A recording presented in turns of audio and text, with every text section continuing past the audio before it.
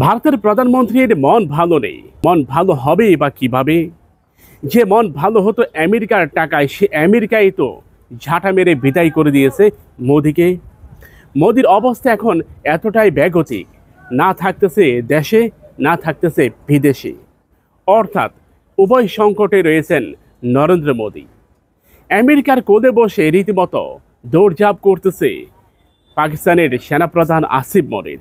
এক মাসের মধ্যে দুইবার তিনি আমেরিকা সফর করেছে। নরেন্দ্র মোদির মন কি আর ভালো থাকে?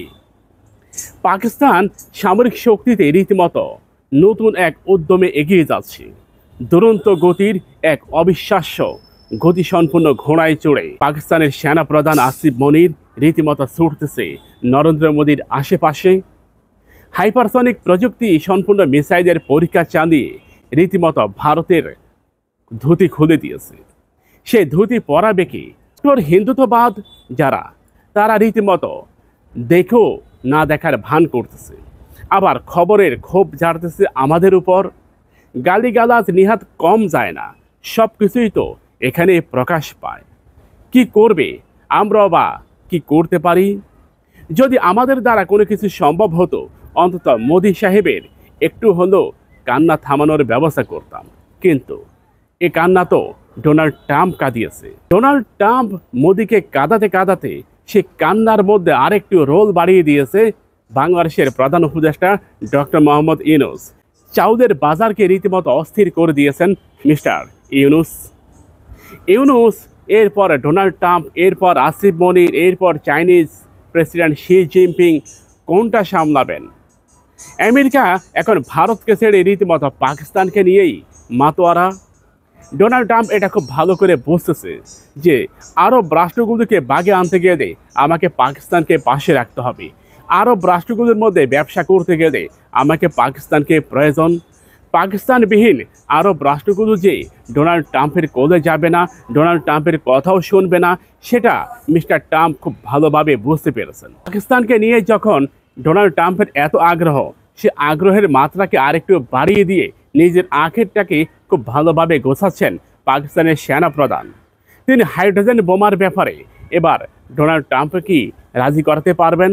যদি পাকিস্তানের সামরিক বহরে হাইড্রোজেন বোমা যুক্ত হয়, তাহলে নরেন্দ্র মোদীকে আর বাঁচাবে কে? মোদির সাথে এমনটা কেন করতেছে আমেরিকা কিংবা ইউরোপ অথবা পাকিস্তান অথবা বাংলাদেশ অথবা চায়না? কাকে ছেড়ে কাকে বলবো?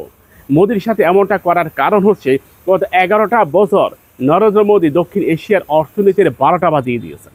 দক্ষিণ এশিয়ার অর্থনীতির উপর বড় ধরনের খবরদারি করেছে নরেন্দ্র মোদী। প্রতিটা রাষ্ট্রের অর্থনীতির চাকাকে ভেঙে দিয়েছেন। নিজের কর্তৃত্ব বজায় রাখতে গিয়ে শ্রীলঙ্কা, নেপাল, এমনকি ভুটান থেকে শুরু করে মালদ্বীপ পর্যন্ত, বাংলাদেশ থেকে শুরু করে মায়ানমার পর্যন্ত প্রতিটা রাষ্ট্রের অর্থনীতির উপর বড় ধরনের চাপ প্রয়োগ করেছেন। এর ফলে আশেপাশে থাকা রাষ্ট্রগুলোর অর্থনীতি ভেঙে পড়েছে। অর্থনীতি ভেঙে যাওয়ার কারণে আমেরিকা থেকে অস্ত্র কিনাও বন্ধ করে দিয়েছে শ্রীলঙ্কা, বন্ধ করে দিয়েছে পাকিস্তান। তাই এসব রাষ্ট্রের অর্থনীতিকে চাঙ্গা করতে গিয়ে যে নরেন্দ্র মোদীর গলায় যে ফাঁসির দড়ি পড়াতে হবে, তা ফাঁসির দড়ি গলায় নিয়ে নরেন্দ্র মোদী কতক্ষণ ঝুলে থাকবে? মোদীর বাহিরে কাকে পছন্দ জানেন? রাহুল গান্ধী। অনেক ভারতীয়রা হয়তো একটু খুশি হয়েছেন। হ্যাঁ, আপনাদের জন্য আশার বাণী হলো যে রাহুল গান্ধীকেই এখন ভারতীয়রা চায়।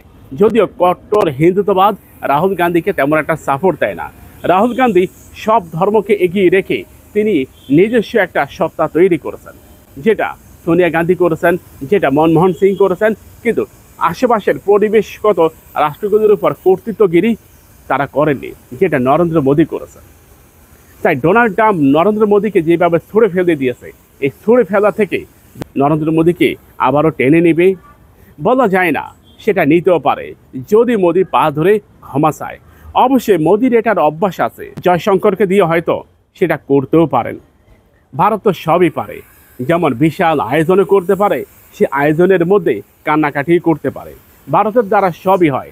সিনেমা করতে করতে সব ক্যাটাগরির অভিনয়ে তারা খুব ভালো দক্ষতা অর্জন করেছে। আশা করব নরেন্দ্র মোদীর ঘুম ভাঙবে। অন্যের উপর কর্তৃত্বগিরি করতে গিয়ে বিশ্বের প্রায় 154টা রাষ্ট্রের রোষানলে পড়েছে ভারত। আমার কথা নয়, আমার কথা না, পাকিস্তানের জিও নিউজের বক্তব্য এটি যে 154টা রাষ্ট্র এখন ভারতকে বয়কটের সময় এসেছে। আর কিছু দরিদ্র রাষ্ট্র ভারতকে মোটামুটি কিছুটা সমর্থন দিচ্ছে। সমর্থন হারিয়ে অর্থনীতির রোষানন্দে পড়েছে ভারত। সেখান থেকে ভারতকে উদ্ধার করবে কে? বাংলাদেশ যখন সামরিক শক্তি এগিয়ে নেওয়ার ব্যাপারে আগ্রহ দেখায়, ঠিক তখনই ভারতের চাপ। বাংলাদেশ যখন সামরিক বিমান ক্রয়ের ব্যাপারে অর্থাৎ যুদ্ধ বিমান ক্রয়ের ব্যাপারে আগ্রহ দেখায়, তখন ভারতের চাপ। ভারত এটা সবসময় মিথ্যা কথা বলে যে আমেরিকার চাপ, ইউরোপের চাপ। ভারতের এই চাপাচাপি রীতিমতো প্রকাশ পেয়ে গেছে। ভারত আদতে কোথায় কি চাপ দিচ্ছে সেটা ভারত মিথ্যাই বলতে যাচ্ছে। ভারতের মিডিয়াগুলো অনর্গল মিথ্যা বলতেছে। হিন্দুত্ববাদের জন্ম হয়েছে মিথ্যার মধ্য দিয়ে। মিথ্যাকে সত্যতে রূপান্তর করতে গিয়ে বাংলাদেশের উপর একের পর এক চাপ প্রয়োগ করেছে, যদিও সেই চাপে নতি স্বীকার করেছে সাবেক প্রধানমন্ত্রী শেখ হাসিনা। আমেরিকা যখন এবার ভারতকে লাথি মেরে বের করে দিয়েছে, সেই বের করে দেওয়ার সিস্টেমটা খুব অদ্ভুত ছিল। শুল্ক বাড়িয়েছে প্রতিটা রাষ্ট্রের, কিন্তু শুল্ক কমিয়েছে প্রতিটা রাষ্ট্রের ভারত ব্যতীত। ভারত, চায়না, রাশিয়া, 3টি রাষ্ট্র ব্যতীত আমেরিকা প্রতিটা রাষ্ট্রের শুল্ক কমিয়েছে।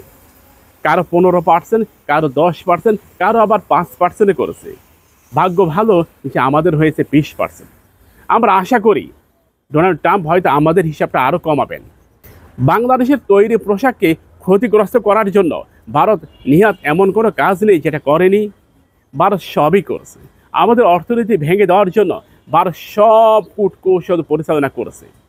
দেখেন, ভারত যা যা করেছে তার যদি এক একটা তালিকা করা হয়, তাহলে কমপক্ষে 4 ঘন্টা লাগবে একটা ভিডিও।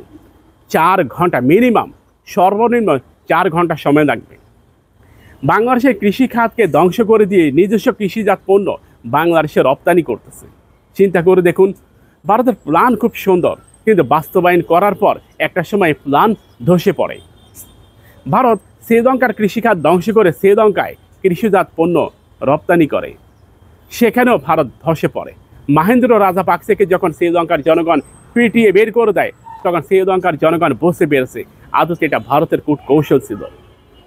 সেম একইভাবে নেপালে, ভুটানে, নেপাল একটা হিন্দু রাষ্ট্র হওয়ার সত্ত্বেও নেপালের সরকার, নেপালের জনগণ ভারতকে ন্যূনতম দাম দেয় না। এটা মনে করে তথাকথিত শাহরুখ খান, সালমান খান কিংবা স্বজাতি কোনো অভিনেতা অভিনেত্রীকে দিয়ে একটা কনসার্ট করিয়ে সম্পর্ক প্রতিস্থাপন করা যায়। ভারতকে একটা খুশির খবর দেই, অবশ্যই খুশির খবর নয়, এটা একটা দুঃসংবাদ। আপনারা যে সরকারকে এত বছর ধরে লালন পালন করেছেন বাংলাদেশে, সেই সরকার কমপক্ষে 10 বছরের জন্য পিছিয়ে গেছে। বুঝতে পেরেছেন, 10টা বছর পিছিয়ে গেছে। তাই এই 10 বছর আপনাদের অর্থনীতি একেবারে শুকনা কাঠের মতো হবে, এখান থেকে আর উঠে দাঁড়াবে না ইনশাআল্লাহ। আমাদের চ্যানেলটিকে সাবস্ক্রাইব করুন, পাশে থাকা বেল বাটনে ক্লিক করে আমাদের সাথে যুক্ত হন।